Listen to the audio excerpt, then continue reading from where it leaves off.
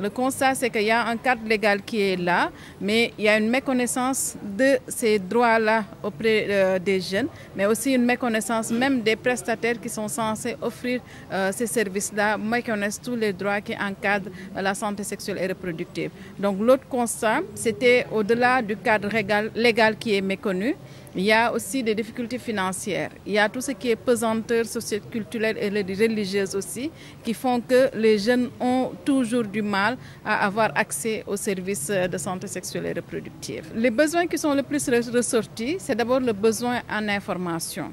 L'information fait défaut.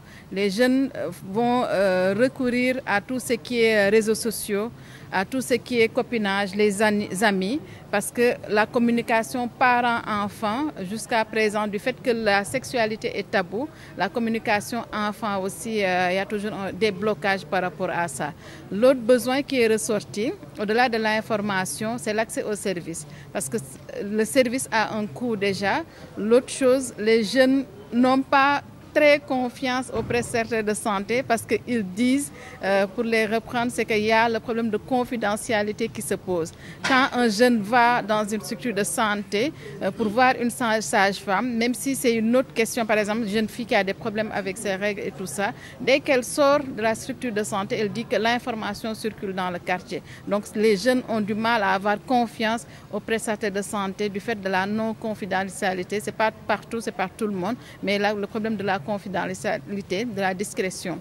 Les espaces aussi où le jeune voudrait passer peut-être par un chemin où il n'est pas vu par les adultes et aller se faire consulter pour les problèmes qui sont liés à la santé de la reproduction. Des fois, c'est un espace public et les jeunes ne sont pas trop à l'aise de fréquenter un espace où les adultes sont là, les mamans sont là, les papas sont là. La confidentialité, l'espace aussi, des fois, ne s'y est pas par rapport à un jeune qui vient se faire consulter dans cette structure de santé-là. L'autre problème, je l'ai déjà dit, c'est le coût des consultations qui fait défaut aussi.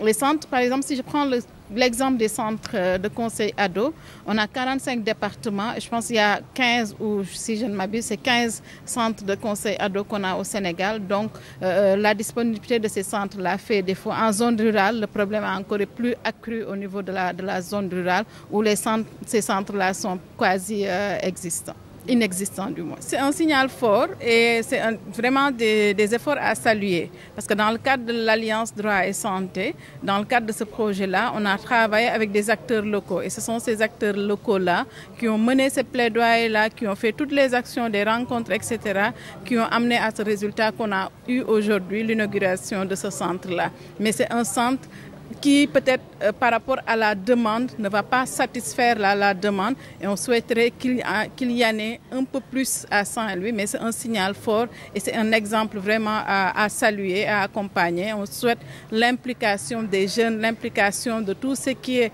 partenaires techniques et financiers pour pouvoir accompagner la plateforme, pour pouvoir avoir plus de centres comme l'exemple de ce centre qu'ils ont mis en place ce matin.